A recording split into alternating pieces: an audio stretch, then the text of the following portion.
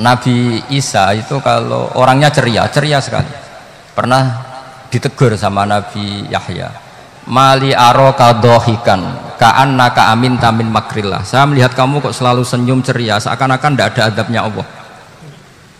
Terus Nabi Isa balas ke Yahya, mali aroka abisan ka'annaka ayista min rahmatillah. Kamu kok merengut terus, koyok ning donya ora ono rahmat.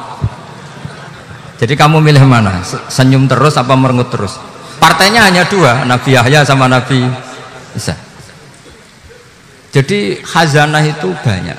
Untuk melawan penyakit itu ketakutan itu bahaya, karena bisa mengganggu imunitas tubuh. Orang harus percaya diri, harus pede. Meskipun harus hati-hati, tapi harus tetap pede. Dengan demikian imunitas tubuh kita terjaga. Jadi ya sudah seperti itu. Semua orang punya cara untuk menjaga diri masing-masing. Kemudian tentang Mbah Ahmad Siddiq, saya tahu banyak karena dulu saya masih ingat, ini sekaligus ijazah pada cucu-cucunya. Kalau sama anaknya tidak berani saya. Sama cucu-cucunya. Saya masih ingat Mbah Ahmad Siddiq itu sangat loyal sama yang namanya negara. Kita tahu beliau adalah termasuk orang yang bintang ketika Muktamar Situbondo, ketika NU pertama kali nerima asas tunggal, yaitu Pancasila. Kayak apa ulama-ulama kita, ya mulai Mbah Ahmad Siddiq, Mbah Ali Maksum, Gus Dur, Mbah As'ad, semuanya lah, termasuk Mbah Mun, semuanya loyal sama negara, sehingga NU menerima asas tunggal. Itu saya masih ingat karena bapak dulu perwakilan dari NU cabang Lasem. Beliau pernah ngundang Mbah Ahmad Siddiq di sini, zaman itu zaman Pak D. Dzufar ikut ngundang ke sini, bapak saya. Itu saya menangi beliau ngisi pengajian di hallnya buyut saya, Mbah Umar bin Arabi. Jadi saya ini zuriyahnya Mbah Umar bin Arabi, sama dengan keluarganya Ki Hamid Pasuruan. Itu beliau cerita bahwa kemenangan Islam itu tidak harus kita yang menang kangelan. Kadang Allah bikin orang lain yang kangelan, kita yang ikut menang. Jadi dulu kata beliau, banyak ulama ketika kita diserang Jepang, saya masih ingat, saya karena pas itu ikut ke Lasem, karena saya santri sarang, Mbah Mun ngisi di Lasem, saya ikut di Lasem karena saya masih keluarga. Itu ulama-ulama itu mimpi dibacakan ayat ghulibatir rum fi adnal ardi wa hum mim ba'di ghalabihim sayaghlibun fi bid'i sinin lillahil amru min qablu wa mim ba'du wa yawma idzi yafrahul mu'minun. Itu dulu itu ada pertarungan besar antara kerajaan Romawi dan kerajaan Persia. Kita tahu Romawi itu Nasrani. Saya ulang lagi, Nasrani. Nasrani itu percaya adanya Allah, adanya Tuhan, dan percaya adanya kitab samawi. Sementara musuhnya itu Persia, orang yang tidak bertuhan, tidak berdasar kitab samawi. Ketika Persia mengalahkan Romawi, itu orang Islam ikut susah, karena terus dibully sama orang-orang kafir Mekah. Orang kafir Mekah adalah orang yang tidak punya kitab samawi. Katanya orang kafir Mekah, iku lho balamu, jute duwe kitab, jarene di hubungan mbek langit, nyatane perang keok. Paling kon ya podo. Jadi ada analogi bahwa kalahnya orang Nasrani itu dianggap simbol kekalahan orang yang bertautan atau berhubungan dengan langit. Akhirnya orang Islam susah. Saking susahnya orang Islam sampai Abu Bakar itu tanya, ya Rasulullah, lalu orang Romawi menang itu kapan? Terus ada surat turun fi bid'i sinin, ya kira-kira 3. Abu Bakar pas itu belum alim-alim amat, jadi ngartikan 3 itu ya 3 betul, sehingga beliau masyhur itu cara Jawa totoan itu kimar. Pokoknya nanti Romawi pasti menang 3 tahun lagi. Akhirnya ketika datang itu taruhannya dengan 10 unta. Datang ke Rasulullah, Nabi menjelaskan, loh ndak, bid'u itu mabena salas ilatis itu 3-9, kamu jangan bilang 3. Ya sudah, taruhannya ditambah sampai 100 unta. Tapi pembuktiannya enggak 3 tahun, tapi nunggu 9 tahun. Sampean jangan tanya, berarti dulu pernah taruhan halal. Zaman sebelum ngaji saya, sampean sudah sering taruhan, jadi jangan nyalahkan saya. Nanti itu ada ilmunya, namanya nasah mansukh. Dan taruhannya Abu Bakar tidak kayak sampean. Taruhan yang sangat-sangat demi Islam, bukan demi hadun nafsi. Betul. Ketika tahun ke-7 orang Islam itu menang. Gila ya, tahun 9 itu umat Islam menang. Menangnya umat Islam mengalahkan musyrik Mekah itu di Badar. Romawi mengalahkan apa? Persia. Gara-gara Romawi mengalahkan Persia itu cara berpikir orang tuh rubah. Ternyata langit itu ada, kekuatan langit itu ada.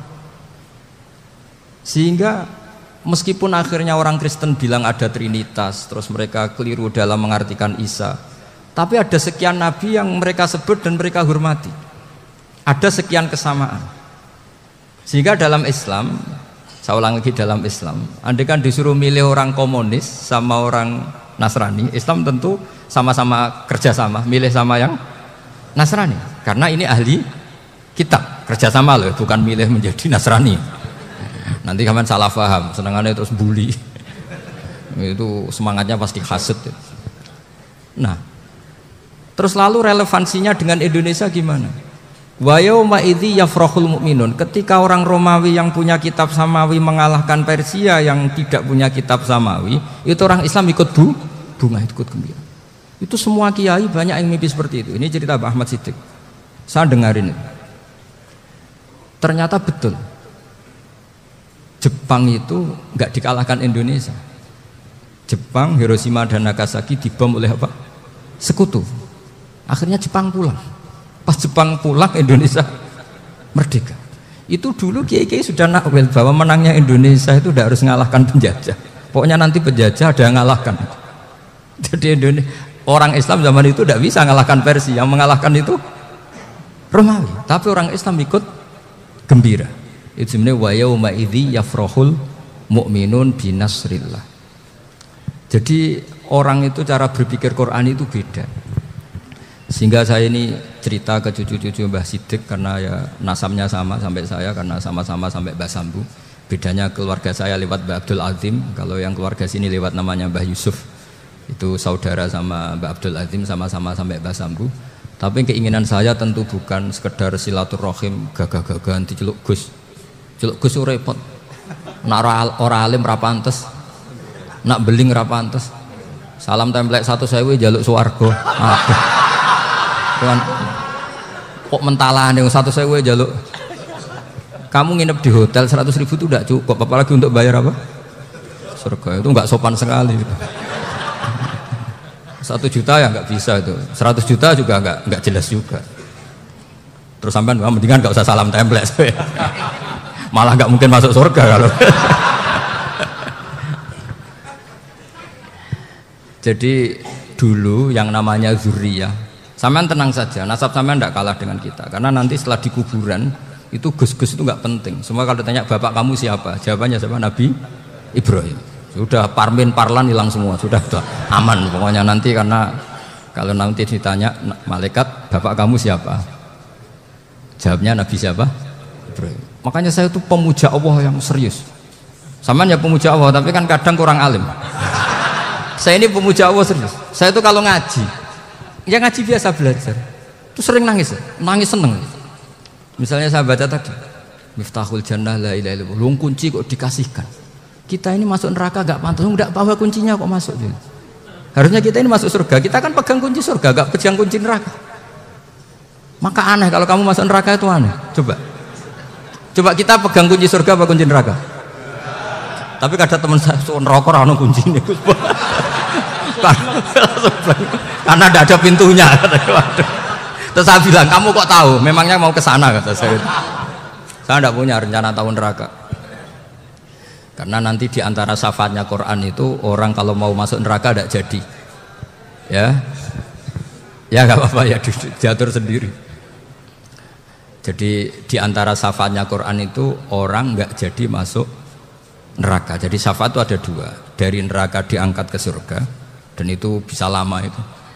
Tapi kalau syafaatnya Quran itu yang belum masuk neraka supaya nggak jadi masuk neraka. Karena neraka juga punya aturan, dia juga kena aturan fikih. Jadi, betul ini, saya ada hujan. Jadi kena konstitusi apa? Fikih. Sama tak ceritani syafaatnya Quran itu. Ada orang itu beling itu fasik. Itu dihafal surat Tabarok. Hafal betul. Tabarakalladzi biyadihil mulku wa huwa ala kulli syai'in qadir alladzi khalaqal mauta wal hayata. Pertanyaannya gini, boleh enggak orang menginjek surat Baqarah? Boleh enggak? Enggak. Padahal orang hafal Quran itu artinya ayat itu ada di hatinya. Fa inna wa ta'ala la yu'adzibu qalban wa al-Qur'ana. Allah tidak akan menyiksa hati yang menyimpan Quran, yang jadi flash disknya Quran, yang jadi rekaman Quran. Singkat cerita orang ini hafal. Pas ketemu Mungkar Nakir prosedur kan, ini orang fasik mau diantemin sama Mungkar Nakir. Prosedur ya, dia kan prosedur standar. Si surat Tabarok akhirnya menjelma jadi seseorang yang gagah berani. Kamu nggak boleh nyiksa orang ini. Saya ini kalamullah. Kalau kamu nyiksa dia berarti nyiksa saya. Kamu berani sama kalamullah. Wah ya tidak berani jadi Mungkar Nakir. Tapi orang itu nakal, harus saya gebukin. Tapi kata Quran tadi, tapi saya di situ pasti kena saya. Oh debat, nggak ada lajnahnya ini nggak ikut. Kalau Gus Wirjon ikut jadi lajnah. Kalau jadi lajnah pasti kroninan. Kalau santrinya dimenangkan. Akhirnya debat. Ya sudah kita ketemu Allah. Akhirnya Mungkar Nakir sama Quran tadi surat Tabarok datang sowan sama Allah. Terus kata Allah, memangnya kenapa Mungkar Nakir? Saya harus nyiksa dia karena dia fasik ya Allah. Memangnya kenapa surat Tabarok? Saya ada di situ. Menurut aturan orang tuh nggak boleh injak-injak Quran. Kalau dia nutuk saya, nutuk Quran, itu harus dikasih tahu fikihnya Mungkar Nakir. Akhirnya Allah ngendikan gini ke surat Tabarok. Ya sudah terserah kamu. Kalau terserah kula Gusti, Mungkar Nakir nggak boleh nyentuh orang ini. Ya sudah selamat. Sehingga terus itu sama baca di termasuk mujizatnya surat Tabarok di tafsir Ibnu Katsir banyak. Karena tadi logikanya malaikat itu juga kena aturan fikih. Sehingga banyak ulama termasuk Said Muhammad ngendikan pertanyaan Mungkar Nakir itu tidak semua orang kena. Kalau semua orang kena nanti kalau tanya Nabi Muhammad, waman nabiyuka? Kacau kan jawabnya. Nabi kamu siapa? Saya ini nabi. Ya kan? Lah nanti kalau pas ketemu Nabi Ibrahim, waman abuka? Jadi repot kan? Makanya ada kiai yang guyon kalau ditanya marebuka, saya ini guru tauhid sembrono. Saya ini ngajar Ummul Barohin, kamu tanya marebuka. Masyhur itu keramatnya Imam Malik itu. Ada Ashabu Malik, rajulun min ashabi Malik. Beliau ditanya Mungkar Nakir marebuka manabiuka. Imam Malik datang, ini seumur-umurnya itu ngajar tauhid. Kok kamu bedai enggak sopan kamu? Dan kita berharap barokah sampean ngaji nanti itu. Yes. Malaikat itu anak sungkane gitu. Jadi itu ada juga. Dan saya meskipun guyon itu serius. Bedanya orang alim sama ndak itu di situ. Kalau orang alim itu guyon itu masih bener, masih serius. Coba saya bacakan ayatnya. Ala inna auliya Allahi la khaufun alaihim wa lahum yahzanun. Terus lahumul busyra fil hayatid dunya fil akhirah. Artinya kalau Mungkar Nakir dengan penampilan garang gitu, berarti ada ketakutan apa enggak? Ada, padahal ciri utama walinya Allah tidak ada ketakutan. Makanya itu termasuk dalilnya Sayyid Muhammad, tidak semua orang alami seperti itu karena wali-wali itu la khaufun alaihim wa lahum yahzanun. Wah anak kiai ketemu karena kerja tidur wedek. Iku dreseke ora kok pertanyaan tok, nak konan santri piye? Lho isen wis kiai dihanjuti Mungkar Nakir. Malu gak kira-kira? Mesti pelengakan konan santri piye? Nah jawabannya gampang karena pernah ngajar tauhid. Makanya Sayyidina Ali ini cerita ini ada di kitab Nurul Dholam, sama di kitab Nurul Dholam karangannya Syekh Nawawi Banten. Itu Sayyidina Ali itu ya, andekan orang biasa mungkin ya agak-agak hasut, tapi ini wali gak boleh kamu katakan hasut. Dia itu mangkal sama Umar. Orang kok setiap orang pernah dibentak, apa dia berani bentak Mungkar Nakir? Penasaran dia. Bagaimana kerengnya Umar itu berlanjut enggak gitu kira-kira. Akhirnya minta, ya Allah saya minta kasyaf. Ya karena yang minta Sayyidina Ali karena mau wajah dituruti sama kasyaf. Dilihat Sayyidina Umar pas meninggal itu. Jadi hasud itu ya kadang penting asal baik. Loh betul bahasa Kanjeng Nabi kadang la hasada illa fisnaten. Itu Nabi membahasakan ya hasad. Gus Wirson saja yang nafsirkan ghobtoh itu kan gaya-gayanan sebagai ulama. Aslinya Nabi ngendikannya itu la hasada illa fisnaten. Ulama yang ganti itu namanya ghobtoh. Wong Nabi sendiri nyebut hasad kok kamu tafsiri ghobtoh. Ya hasad ya hasad. Udah enggak usah ditawil-tawil pokoknya gitu. Kalau sampean nggak percaya nggak apa-apa. Kok gitu aja kok repot. Karena sampean nggak percaya kemungkinannya dua. Satu nggak ngerti. Dua sama-sama alim kan dari awal kalau sama-sama alim kan laisali alimin ayuqallida aliman akhor. Kita nggak perlu saling mengikuti. Ngapain hasud? Biasa aja. Akhirnya Sayyidina Ali kasih. Pas Umar bangun, setelah mati kan bangun, setelah meninggal bangun. Mungkar Nakir datang dengan perang yang sangat garang. Itu digambarkan Sayyidina Ali matanya itu kal kidril ghali. Kayak apa? Kendil yang apa? Mengangai. Wah, seru. Sayyidina Ali senang, paling takut ini Umar. Senangnya bukan main, wah ini mesti takut Umar. Biasa. Ternyata enggak, Umar malah bangkit. Woi, Mungkar Nakir ya. Kamu tahu menghadapi siapa? Itu betul ya? Kamu itu menghadapi temannya ahabbal khalqi ilallah. Yang diandalkan temannya bukan dia. Kamu tahu yang kamu hadapi, saya ini teman kekasihnya Allah. Jadi boleh kamu mengandalkan Mbak Virjon. Tapi nanti resikonya Mungkar Nakir tanya, itu Virjon siapa? Wah itu masalah kan. Makanya syaratnya wali itu harus ma'rufun fis sama. Di langit sudah populer. Makanya dulu ada orang yang saking seninya Abdul Qadir ditanya apa saja jamnya Abdul Qadir Al-Jilani, itu aman karena beliau populer. Makanya program kita harus populer dulu di langit. Nah, itu nanti kalau dicatut oleh santri-santri nggak apa-apa. Kalau nggak populer nanti dicatat, itu siapa? Masalah ini.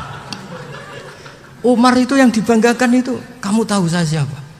Ya enggak tahu. Saya ini temannya kekasihnya Allah. Temannya Muhammad. Iya, Muhammad Rasul. Wah, mikir, waduh. Repot. Loh, di dunia aja gitu kan, temannya presiden, temannya panglima, apalagi ini temannya Sayyidul Awalin wal Akhirin. Di dunia aja bilang temannya presiden, menteri, orang sudah takut, apalagi ini temannya Sayyidul Awalin. Hanya Mungkar Nakir terus konfirmasi sama Allah, gimana ya Allah ini ngadepi. Sebetulnya diandalkan itu temannya, bukan dia. Wah, akhirnya sama Allah dibilang, ya bu, ya sama seorang seperti itu bu yang sopan. Terus semenjak itu Mungkar Nakir itu nggak selalu berpenampilan seperti itu, sangar. Jadi semoga itu konsisten sampai nanti. Jadi kamu kalau ingin nggak takut Mungkar Nakir, jadi wali dulu. Karena syaratnya tadi hanya wali sing la khaufun alaihim walahum yahzanun lahumul busyra fil hayatid dunya fil akhirah. Jadi orang itu kalau ngaji itu harus khatam. Jangan semuanya kena pertanyaan. Dan kalau semuanya kena pertanyaan nanti repot. Kalau Nabi Muhammad ditanya waman Nabi juga.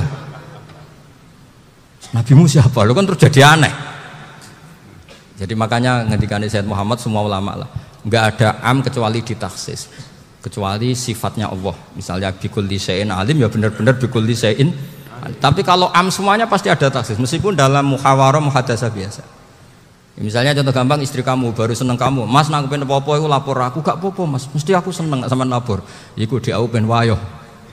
Wah langsung jari apa wae. Mesti apa wae maksudnya kecuali itu gitu. Padahal kalau ngomong ya mas sampean ingin apa saja tak dukung. Terus sampean bilang pengen iku wayo. Kira-kira disetujui apa enggak? Sama seperti kita kalau punya teman akrab, wes nang omahku gak apa-apa, anggap ya omahmu dewe. Terus mlebu-mlebu kamar. Jadi tidak ada am kecuali ditaksis. Artinya kalau ada cerita bahwa orang mati pasti ngalami ditanya Mungkar Nakir, itu pasti ada am yang ditaksis. Itu pasti juga dialami para anbiya, para auliya. Karena ciri utama wali itu la khaufun alaihim walahum yahzanun. Kemudian saya yang mau cerita ya supaya sampean bisa menghadapi dunia global ini, tak bawa tafsir Munir termasuk tadi. Kenapa orang Islam Rasulullah SAW itu lebih senang kalau yang menang itu orang Nasrani Romawi ketimbang yang menang itu orang Faris, dalam hal ini ateis. Karena orang ateis itu lebih ngeri. Sebetulnya beberapa penemuan sains, terutama di ilmu medis, itu orang Amerika, kayak cloning. Tapi orang Amerika itu masih dilarang oleh gereja untuk mengaplikasi, karena nanti bayi cloning itu dipakai suku cadang. Di Amerika masih ditentang oleh fatwa-fatwa agama, baik Islam maupun Kristen. Tapi di Cina itu dipraktekkan, karena nggak ada halangan agama. Di Cina itu biasa ada kondom diolah lagi jadi alat-alat aksesoris. Di Amerika tidak ada karena masih ada agama, masih ada larangan. Sehingga orang Islam itu lebih takut kalau yang menang itu Persia, karena terus cara berpikir ternyata Tuhan itu tidak ada, langit nggak ada perannya. Jadi ketika yang menang Nasrani masih berpikir itu pertolongan Tuhan, meskipun mungkin cara mengatakan Tuhan beda dengan kita. Tapi ada satu kesamaan bahwa kekuatan samawi itu ada. Jadi disebut hulibatir rum fi adnal ardi wa hum mim ba'di ghalabihim sahlibun. Di sini diterangkan oleh Syekh Nawawi supaya kamu tidak salah paham. Sebetulnya kamu katakan misalnya wah itu paham liberal, sebenarnya saya tidak tersiksa. Cuma takut yang mengatakan seperti itu cek goblokir atau ngaji gitu. Itu aja masalah saya. Ini saya baca ini karangannya Syekh Nawawi, karena tadi kata Mbak Firjon ngaji itu harus sama orang yang bersanad. Saya ini kalah sama beliau itu berkali-kali. Secara nasab saya harus manggil Mbah. Secara silsilah ilmu saya juga kalah lagi. Saya sering disewani sama cucu-cucu Syekhona Khalil. Kiai Siddiq itu termasuk murid dekat beliau, Syekhona Khalil. Kalau itu berarti kan Gus Firjon, Ahmad, terus Mbah Siddiq. Mbah Siddiq ngaji Syekhona Khalil. Syekhona Khalil itu pernah ngaji langsung sama Sayyid Zaini Tahlan. Berarti beliau dari Sayyid Zaini Tahlan itu baru generasi kelima. Sementara saya itu sudah ke-7 atau ke-6. Saya, Mbah Mun, Mbah Karim misalnya, Mbah Hashim, Mbah Mahfud Termas, Sayyid Abi Bakar Sato yang arangnya Anatul Tolibin, baru Sayyid Zaini Tahlan. Berarti saya ke-7, kalah lagi. Tapi untuk jadi wali biasanya cepat saya. Karena syaratnya jadi mbah itu ngalah demi putu. Jadi kalau beliau ngotot, saya dulu Gusti, saya mbahnya. Wah itu mbah yang nggak baik. Pasti jatahnya dikasihkan apa? Cucunya dulu. Makanya Abdul Muthalib itu orang yang dapat wangsit, tapi yang jadi nabi itu cucunya. Jadi dalil saya banyak. Sebenarnya Abdul Muthalib itu sudah sering dapat wangsit, karena saya bahasakan wahyu, nabi yang protes, enggak nabi kok dapat wahyu. Tapi sebetulnya Abdul Muthalib itu masyhur. Kalimat-kalimatnya menunjukkan bahwa beliau itu sudah dapat wahyu kalau nanti cucunya itu jadi apa? Nabi. Makanya senangnya bukan main Abdul Muthalib sama Rasulullah. Putu seneng mbah, seneng putu. Jadi mungkin sampean enggak usah protes loh. Ya, yang jadi wali kok cucunya. Dulu betul. Dulu Mbah Hamid Pasuruan itu kalau Mbah Ahmad Siddiq ke sana, Mbah Hamid Pasuruan kalau manggil Mbah Ahmad Siddiq itu paman. Tapi pamannya minta ijazah ke ponaan. Apa ya gara-gara itu memang. Kalau itu masih berlaku apa? Ngalah tadi. Kayaknya masih hawane masih karena melihat tren-tren langit masih gitu kayaknya masih itu ya, tapi banyak tetap dapat jatah, tenang saja nanti. Tapi memang sebaiknya mbah itu legowo.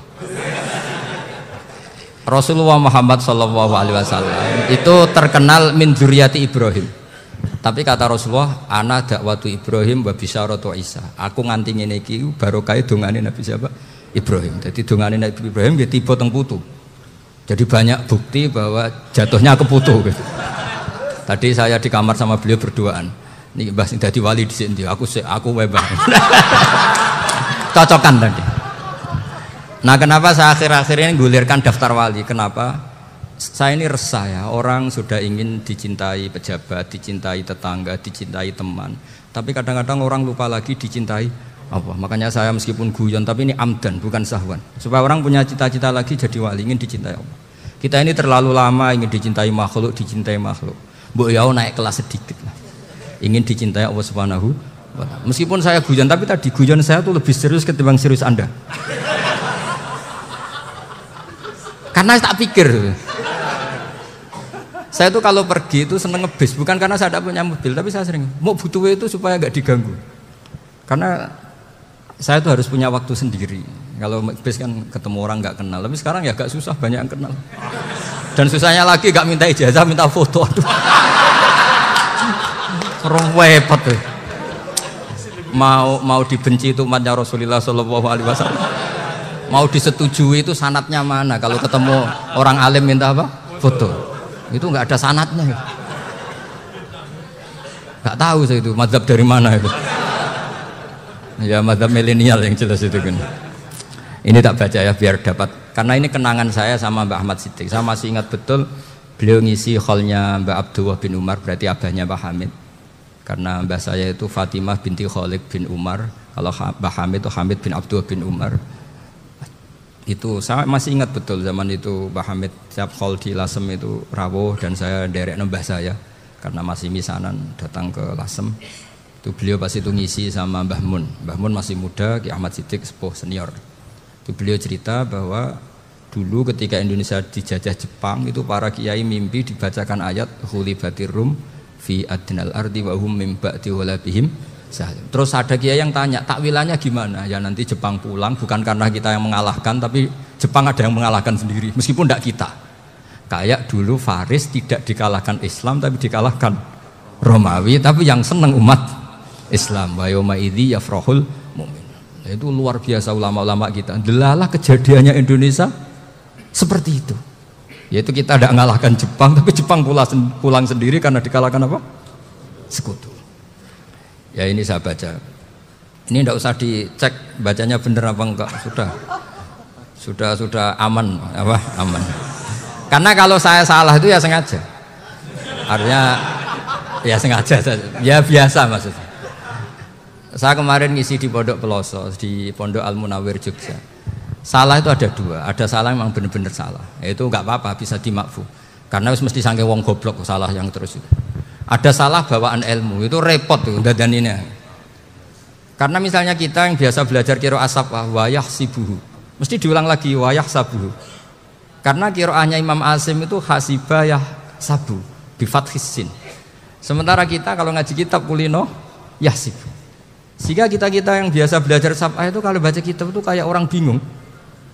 Kadang-kadang yang ngaji juga bingung. Gus Pak mau cok bulan pelin. Ya tepat-tepatan. Ada yang mengatakan Gus Pak bingung. Ada yang mengatakan Gus Ba alim alamah, ya tepat-tepatan nasib tadi.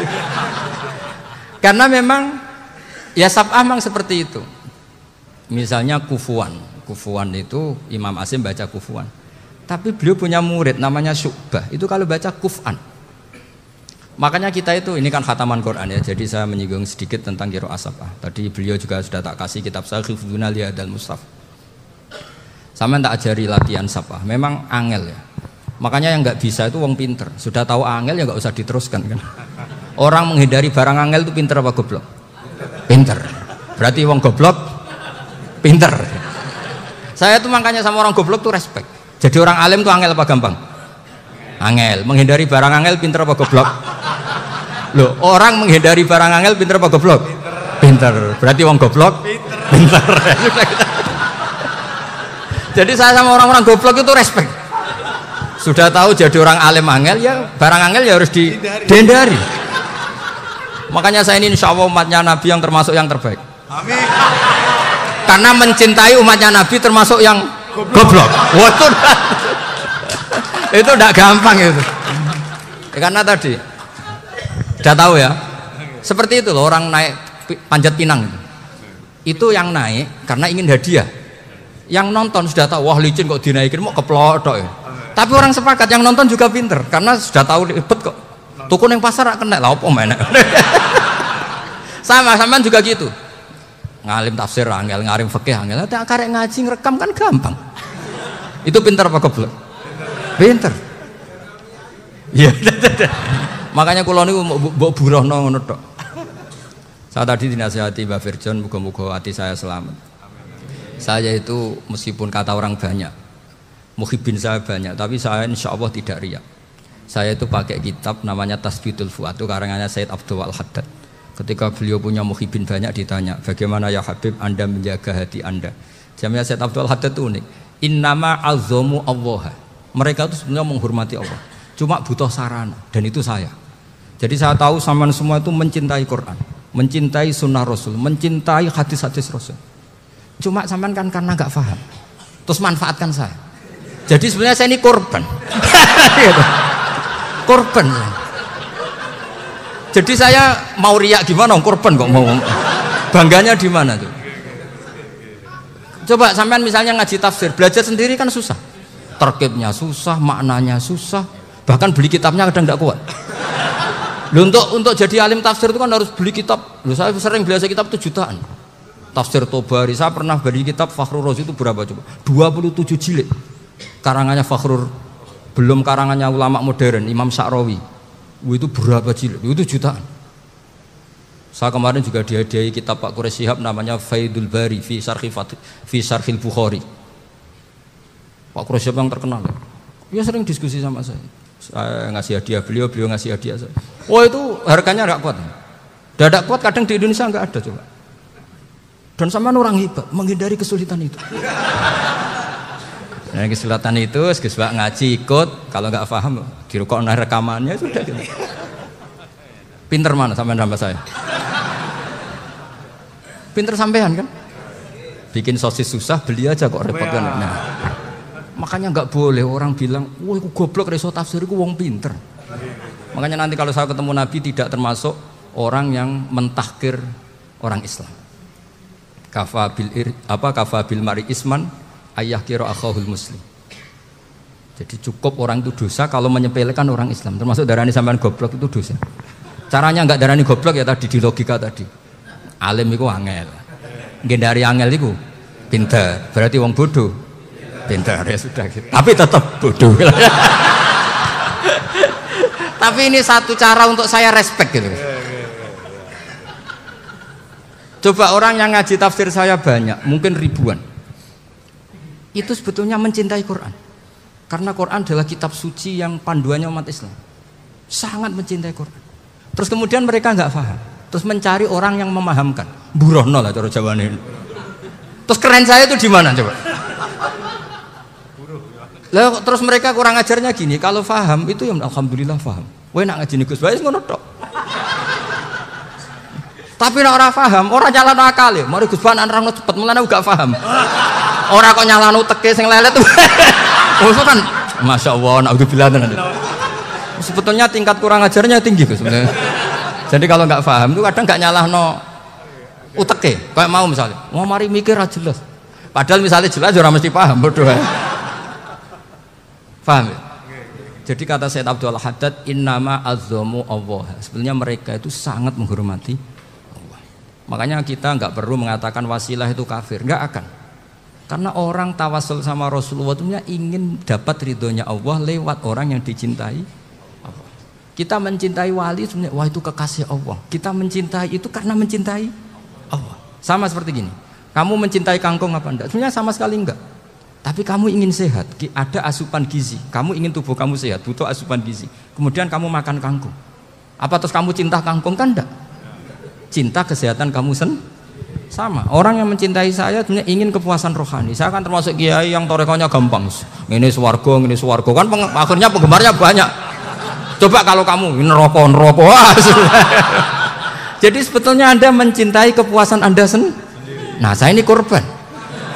Makanya untuk masuk surga cepat saya. Korban itu cepat.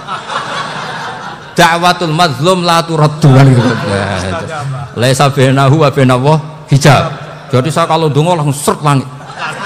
Karena mazlum. Saya sinau tafsir itu, Pak, sampean bayangkan ada tafsir itu sudah 27 jilid. Sekarang Fakhrur Razi itu bulatnya bukan main. Karena dia ahli filsafat. Bulatnya Masya Allah. Sudah gitu sinau Jalalain kadang dikomen oleh Sawi. Sudah kita percaya Jalalain dibuli Sawi. Percaya Sawi dikandani, oh iku Maliki rasa ribet. Sudah gitu sinau Qurtubi, sinau tafsir Tobari itu susahnya. Belinya susah, belajarnya susah. Padahal saya punya keluarga, punya istri, punya anak. Bayangkan kalau istri saya rewel, gak istri sampean. Wah itu, tapi alhamdulillah enggak. Sama sekali enggak. Allah sudah milihkan, wah ini bahaya kalau punya istri rewel. Imam Sibawai itu kitabnya banyak, tapi yang terbukukan hanya kitab Sibawai. Karena beliau kalau sudah belajar lupa istri. Hanya pas beliau di pasar, kitabnya dibakar semua sama istrinya. Karena dianggap saingannya. Ternyata yang dicerai tidak kitabnya, malah istrinya. Itu Imam siapa? Sibawai. Tapi alhamdulillah kitab saya nggak terbakar, aman. Saya teruskan ya. Jadi untuk menjaga riya dilatih innama azzamu Allah. Sebenarnya mereka itu menghormati Allah. Sehingga wasail-wasail itu sebenarnya nggak pernah jadi subjek pelaku utama, enggak. Tetap Allah. Sebab itu kata Sayyid Muhammad, kamu kok mengatakan wasilah itu kafir itu gimana? Ketika innallaha qad ba'atsa lakum taluta malika. Talut itu ya manusia. PD-nya itu apa? Inna ayata mulkihi ayyatiyakumut tabut fihi sakinatum mir rabbikum wa baqiyatum mimma taraka alu Musa wa alu Haruna tahmiluhul malaika. Jadi beliau PD itu kalau bawa sunduk semacam peti sakti, sing di situ ada baqiyatum mimma taraka alu Musa wa alu Haruna tahmiluhul malaika. Ya kayak semacam jimat ya. Tapi saya bukan mensyariatkan jimat enggak, karena nanti banyak penjual yang pembohong juga gitu loh. Cuma cerita, kamu tidak usah mengatakan kafir. Dulu Talut PD-nya kalau bawa sunduk semacam peti kesaktian yang di situ ada baqiyatum mimma taraka alu Musa wa alu Haruna tahmiluhul malaika. Sehingga Khalid bin Walid meskipun beliau sahabat dan menyaksikan wajah Rasulullah SAW, itu bawa sya'aratun min sya'aratihi Rasulullah SAW, bawa rambutnya Nabi. Perang kemana-mana itu diletakkan di pecinya. Nanti sama tanya lagi, masa pakai peci Khalid bin Walid ini? Wah panjang, sampai itu repot. Sampai tak warai ngaji usul fikih. Usul fikih itu kalau ngaji itu ada istilah tangkihul manat. Ini mestinya wilayah yang kita bisa berdebat sama Mbah Firjon. Dulu itu musuh saya karena saya makili Anwar, beliau makili Peloso. Tapi tahu-tahu kalah tua terus saya mengundurkan diri. Di fikih itu ada istilah, ada tangkihul manat, ada tahqiqul manat, ada tangkihul manat. Tangkih itu kira-kira gini, lafadz hadis itu dibuang sekian untuk tahu bahwa itu madarul hukmi. Misalnya gini, tak beri contoh paling gampang. Sama harus paham, kalau nggak paham nggak pinter-pinter. Ja'a a'rabiyun ila Rasulillah sallallahu alaihi wasallam. Ya karena ini menghormati Mbah Ahmad Siddiq, saya orang alim, jadi ngaji ini tetap ada suasana alim. Ya harus ada suasana alim. Nggak perlu jadi orang alim tadi, susah. Sudah ngedari susah itu pintar. Sudah itu aja. Jadi orang alim susah, ngedari barang susah pintar. Berarti orang tidak alim pintar. Nah, meskipun tetap sudah itu pegangi sampai mati nanti. Loh, jadi orang alim itu repot. Itu kata Imam Ghazali, kalau orang alim kalau mau masuk surga itu sama Allah nggak boleh. Kif, kamu nggak boleh langsung masuk surga. Coba cari umat kamu, syafaati dulu. Nah, saya takut nyari sampean nggak bisa kembali. Saya tidak punya rencana itu. Pokoknya mau masuk. Golek sampean kuaduan. Aduan balik raroh deh, wah repot nanti saya. Berat jadi orang alim itu berat. Ya saya teruskan ya. Ada tangkihul manat. Ja'a a'rabiyun ila Rasulillah sallallahu alaihi wasallam. Faqala ahlaktu wa ma ahlakaka qal waqa'tu imraati fi nahari Ramadan. Ya cerita saya ini rusak ya Rasulullah. Kenapa? Karena saya menjima istri saya fi nahari Ramadan. Terus kata Nabi, kamu harus bayar kafarah. Napa Nabi kafarah? Puasa 2 bulan. Wong baru 1 hari aja terjadi gitu kok disuruh puasa 2 bulan. Ya tidak kuat ya Rasulullah. Baru berapa hari saya puasa aja kecelakaan seperti itu. Apalagi kalau sampai 2 bulan. Enggak ya Rasulullah. Ya sudah kalau gitu kamu pertama ngasih makan apa? Idku raqabah kan, pertama merdekakan budak. Tapi kan sekarang nggak ada budak makanya terus sekarang langsung puasa. Wah ini nggak bisa semua. Ya sudah ngasih makan orang 60. Kasihkan siapa ya Rasul? Ya orang fakir. Saya ini paling fakir. Di kampung saya ini orang paling fakir. Jadi mulai dulu orang fakir itu hubungan suami istri itu paling lancar mulai dulu. Makanya orang fakir itu anaknya banyak karena hiburannya hanya itu. Wong Ramadan aja. Coba mau ke ATM nggak punya uang, mau antri di bank nggak punya, mau apa coba? Itu mulai dulu. Ini sanatnya mutasil. Wah, akhirnya sudah sanksinya kan tadi ya idku raqabah atau puasa 2 bulan berturut-turut atau ngasih makan 60 orang miskin. Lalu kata ahli usul fikih, kata a'rabi dibuang, nggak menjadi catatan hukum. Orang kota pun kalau melakukan itu juga kena sanksi yang sama. Imro'atau juga dibuang. Andai kan itu dilakukan untuk amatnya juga ketentuannya sama. Nah sekarang perdebatan antara Imam Syafi'i dan Imam Malik begini. Sekarang pertanyaan gini, jima istri itu hukumnya boleh apa haram? Boleh kan? Lalu kalau ada orang tanpa udzur kemudian makan siang-siang, cara Imam Malik hukumnya sama, harus kena sanksi yang sama. Karena sama-sama hadku hurmati Ramadan bi ghairi udzrin syar'iyyin. Sama-sama merusak hukum Ramadan tanpa udzur syar'i. Lu jima itu tidak zina. Kan hukumnya jaiz. Nah, sekarang makan hukumnya jaiz, harusnya juga kena ketentuan yang sama. Cara pikirannya Imam Malik. Nah, alhamdulillah Imam Syafi'i gak setuju. Wah, cara setuju repot. Bahkan orang-orang Syafi'i sudah punya khilaf, kalau gitu minum dulu. Iya, biar gak kena. Iya, biar iftarnya pakai minum. Setelah minum baru jima kan. Ya. Ini sudah menyiapkan khilafnya. ini khas Syafi'i ini, bongsong rekayasa hukum. Nanti bisa belajar jauh cara ngakali hukum. Makanya guyonan yang masyhur Gus Dur itu gitu. Ada seorang kiai atau Gus lah, ya punya salah, namanya manusia kan punya salah, entah cangkruk entah apa, pokoknya punya salah. Ada wartawan yang ngiranya semua kiai itu orang suci, sehingga tanya sama Gus Dur, Gus itu ada kiai kok, ya pokoknya salah lah. Tapi jangan bayangkan dosa besar, enggak, kecil-kecil aja. Itu gimana itu? Padahal kiai kan orang suci. Jawabnya Gus Dur lucu. Ya justru yang boleh salah itu para kiai. Kalau kamu nggak boleh. Loh, kok bisa Gus? Karena mereka tahu caranya tobat. Repot. Kalau kamu nggak tahu caranya. Sama pelanggaran hukum itu ya harus pakar-pakar hukum. Ya. Itu yang tahu caranya rekayasa. Kalau kamu ya kena pasal kan ya. Jadi kamu jangan niru saya ini punya sekian cara untuk kembali. Nah, itu namanya khilaf. Makanya kata Sayyid Muhammad, kamu tidak usah anti khilaf. Karena Abu Hanifah itu membolehkan khilaf, kitabul khiyal. Yang penting kamu soleh dulu. Setelah soleh nanti Allah maklumi. Soleh dulu, syaratnya soleh dulu. Kalau tidak soleh jangan. Contohnya gini, ada orang mau puasa lemes sekali, mau makan. Gampang. Kalau langsung makan kan kayak hadku hormati Ramadan biwari udrin sarian. Aku langsung mau Jembera sowan Mbah Firjon. Sudah status saya apa? Musafir. Ya sudah, berangkat aja sampai Tuban makan. Nanti kalau nggak jadi ya nggak apa-apa sudah. Kan mulai pergi sudah musafir. Saya tidak tahu nanti malaikat tertarik gebuki nggak tahu. Tapi itu ada khilafnya. Asal soleh lah. Karena kata Sayyid Muhammad dan semua kitab mengatakan itu. Kalau sampean nggak tahu ya kebablasan.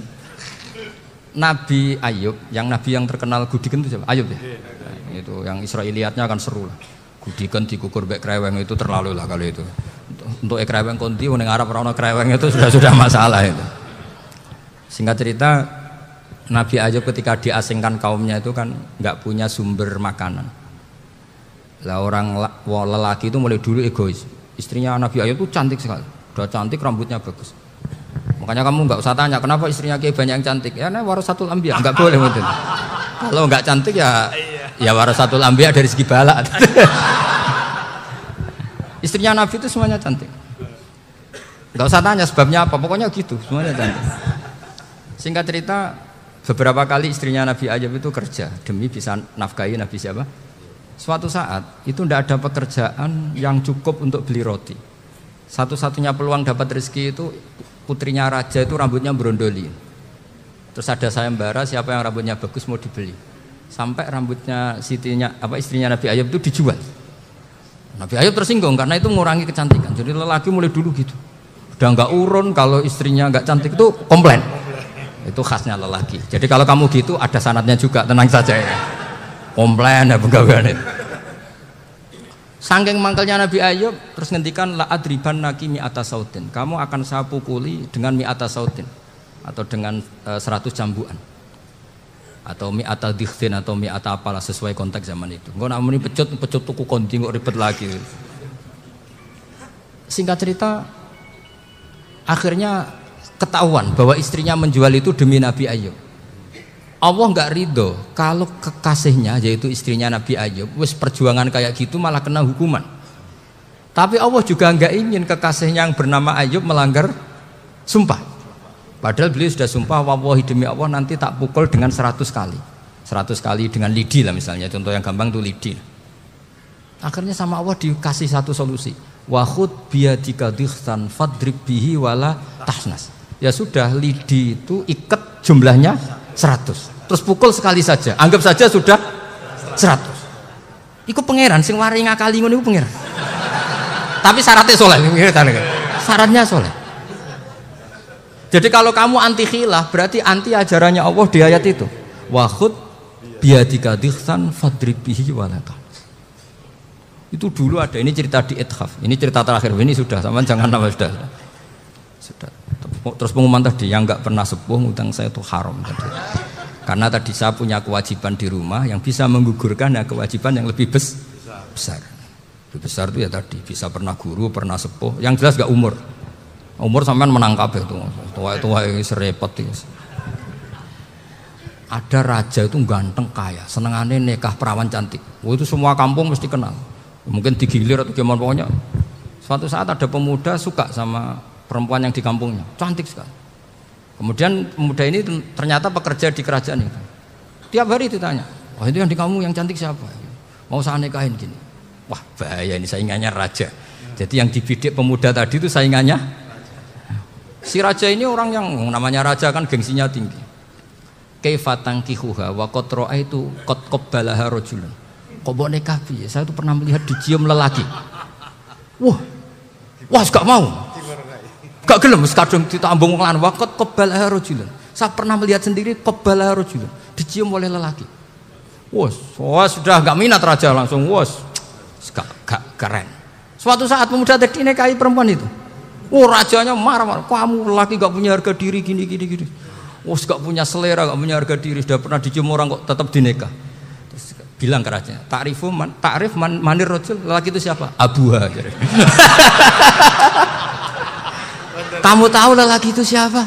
Sopo? Abuha. Bapaknya. Saya kan hanya bilang rajulun. Pernah dicium lelaki. Lah pikirannya raja lelaki wis kowe-kowe ngene iki. Tapi butuhe canom mau raja ben gak sida. Itu aja tuh. Baru kayak digulirkan gitu waqat qabbalaha rajulun. Wah enggak mau. Setelah itu suatu saat pegawainya tadi nikahi perempuan. Kamu enggak punya harga diri gini. Kamu tahu mandir rajul Bapak Abu. Wah nak ngono aku gak apa-apa. Lah monggo sakniki wis bojo kula. Ora trimo wis diambung wis macam-macam. Lah itu namanya khilah. Apa? Khilah. Kalau di Balawa disebut tauriyah atau apa. Tapi saya tidak ngajari sampean seperti itu. Sudah pinter sebelum saya ajarin. Bangsa ngakali kan sudah pinter. Ya ini terakhir tak baca Arabnya saja nanti. Bismillahirrahmanirrahim. Biar dapat barokahnya Syekh Nawawi juga barokahnya guru-guru. Bismillahirrahmanirrahim. Wasababu nuzuli hadil ayati annahu kana baina farisa war rumi qitalun wa kanal musyrikuna yawadduna antaghliba farisu ar-ruma li anna farisa kanu majusiyan ummiyin wal muslimuna yawadduna ghalabatar rum ala faris liqaunihim ahla kitabin. Jadi zaman dulu orang Islam lebih senang kalau yang menang itu orang Nasrani. Kalau bandingannya ateis. Karena bagaimanapun percaya kekuatan langit. Sementara orang ateis sama sekali tidak percaya kekuatan. Apapun bedanya kita dengan Nasrani itu ada kesamaan, yaitu percaya adanya kekuatan langit. Sehingga ketika orang Romawi kalah itu orang Islam ikut susah. Paham ya? Makanya ini tak baca biar sampean enggak macam-macam pikirannya. Fab'atha Kisra saat terusnya, ya pokoknya seperti itu. Akhirnya Rasulullah SAW berdoa lebih senang yang menang itu Rom karena ahli kitab. Artinya apa? Kemenangan ahli kitab adalah kemenangan makhluk atau hamba Allah yang mentautkan kekuatan kita di bumi dengan kekuatan langit. Makanya saya berharap selain kita ikhtiar medis, kita harus memperbanyak istighfar. Bagaimanapun semua itu dari Allah Subhanahu wa ta'ala. Kita menghormati negara dengan ikhtiarnya, tapi saya mohon sekali kita juga istighfar, karena semua itu juga ditentukan oleh Allah, oleh langit. Ya, saya kira demikian. Assalamualaikum warahmatullahi wabarakatuh.